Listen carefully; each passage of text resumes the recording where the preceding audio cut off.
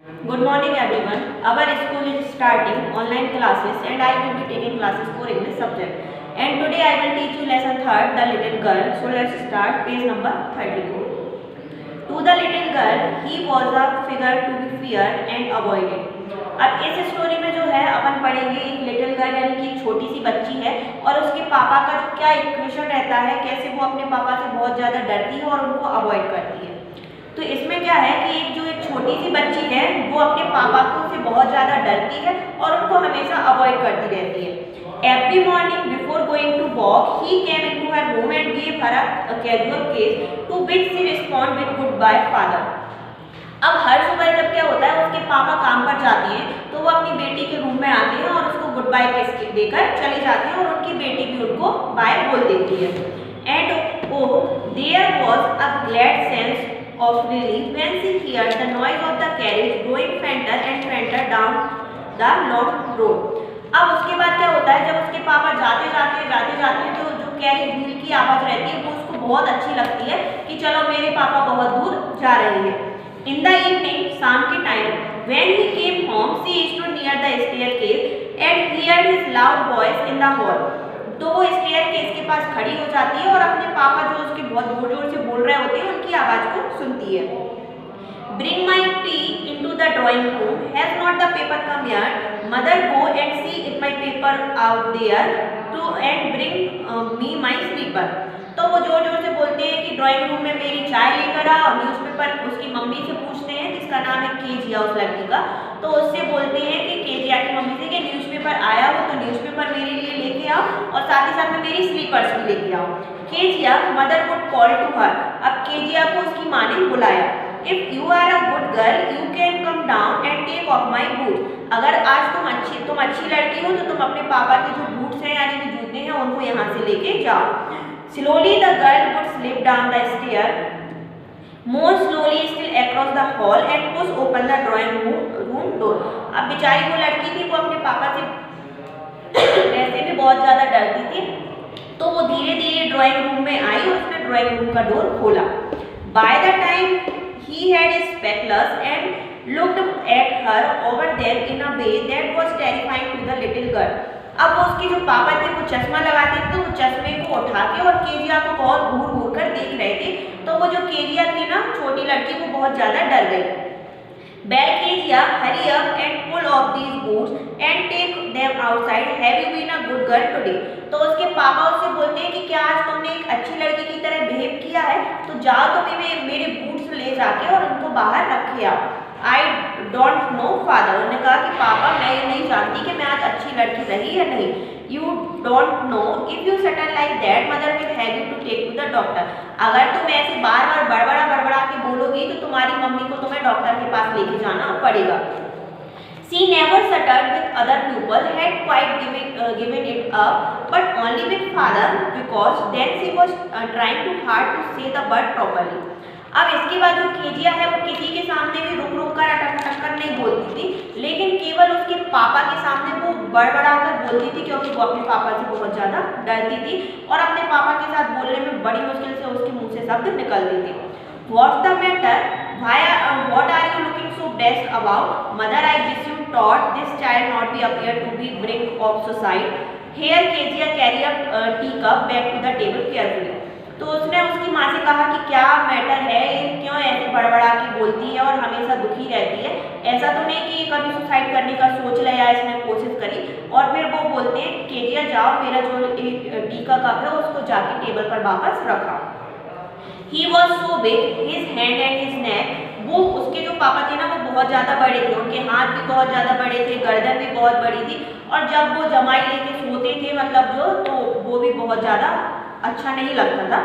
Thinking about him alone was like thinking about a giant. यानी कि जब वो उसके बारे में सोचती थी तो उसको लगता था कि मेरे पापा क्या है, एक मॉन्स्टर है। On Sunday afternoon grandmother sent her down to the drawing room to have a nice talk with father and mother. Sunday को क्या हुआ, जो केजिया की दादी थी उन्होंने कहा कि जाओ और तुम ड्राइंग रूम में जाकर अपने मम्मी पापा से अच्छे से बातचीत करो। But the little girl always found mother reading and father stretched out on a long sofa, his handkerchief on his face, his feet on the best cushion, sleeping soundly and soundly।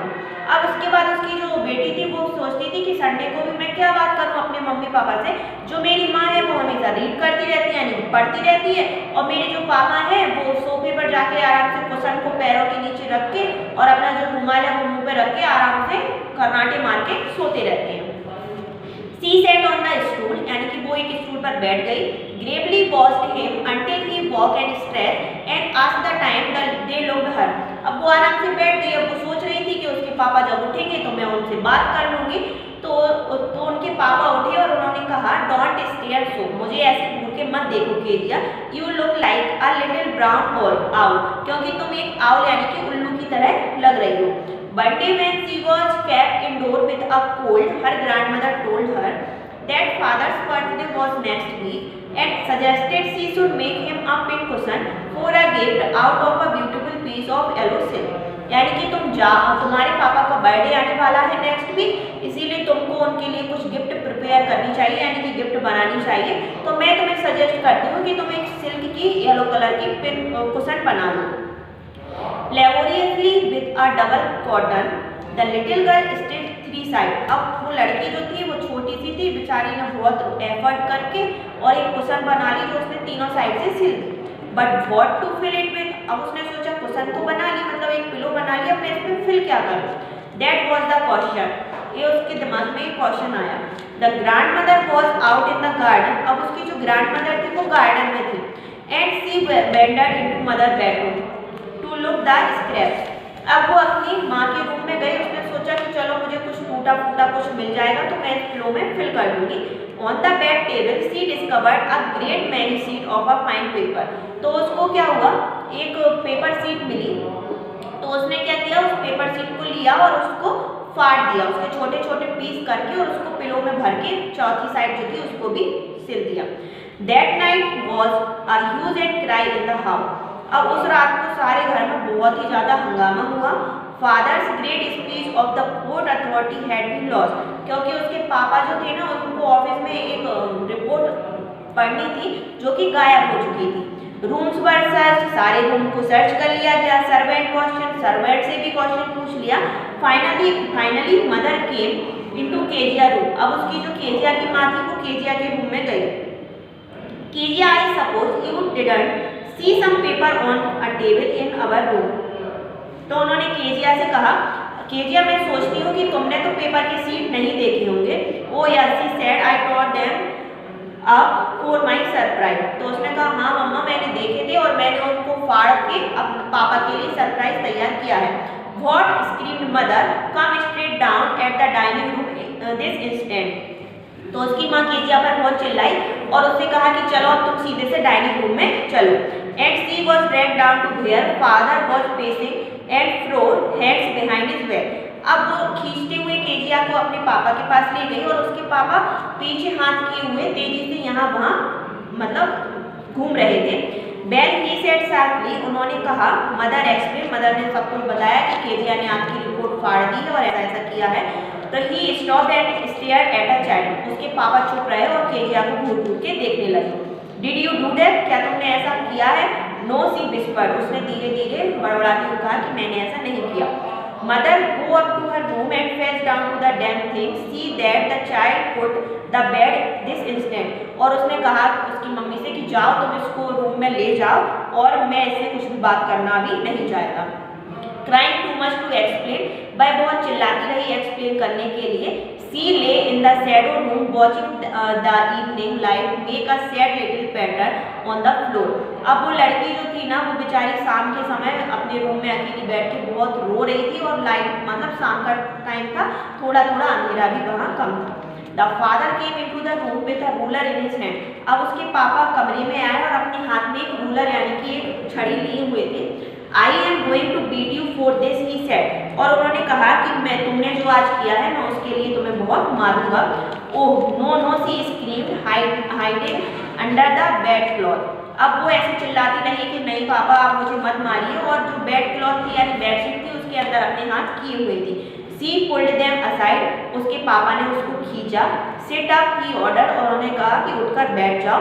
And hold out your hands out, और अपने हाथों को बाहर निकालो।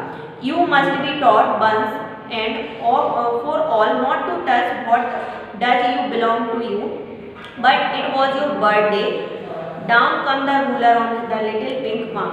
तो उसके पापा ने कहा कि मैं तुम्हें सिखाना चाहता हूँ कि अगर किसी भी इंसान की कोई चीज़ है और वो तुमसे बिलोंग नहीं करती है तो तुम्हें उसे छूना नहीं चाहिए। तो वो केजिया भी बड़बड़ाते हुए बोलने लगी कि पापा लेकिन ये आपके बर्थडे के लिए था। लेकिन उनके पापा ने कुछ भी नहीं सुना। उस अपनी बेटी की हथेलियों पर उन्होंने उस रूलर से मारा और उसकी जो हथेलियाँ थी वो पूरी तरीके से रेड और पिंक कलर की हो गई थी। तो अब तक की स्टोरी में अपन ने पढ़ा केजिया और उसके पापा का जो कॉम्बिनेशन था कि जैसे वो अपने पापा से डरती थी और उसके पापा उससे कैसे बिहेव करते थे। तो अपन को भी लगता है कि जैसे अपन यंग एज में होते हैं तो अपने पेरेंट्स अपन पर केवल चिल्लाते रहते हैं और अपना रौब झाड़ते रहते हैं। तो अभी तक की स्टोरी में तो ये था। नेक्स्ट स्टोरी में क्या होता है वो अपन नेक्स्ट वीडियो में पढ़ेंगे। Thank you.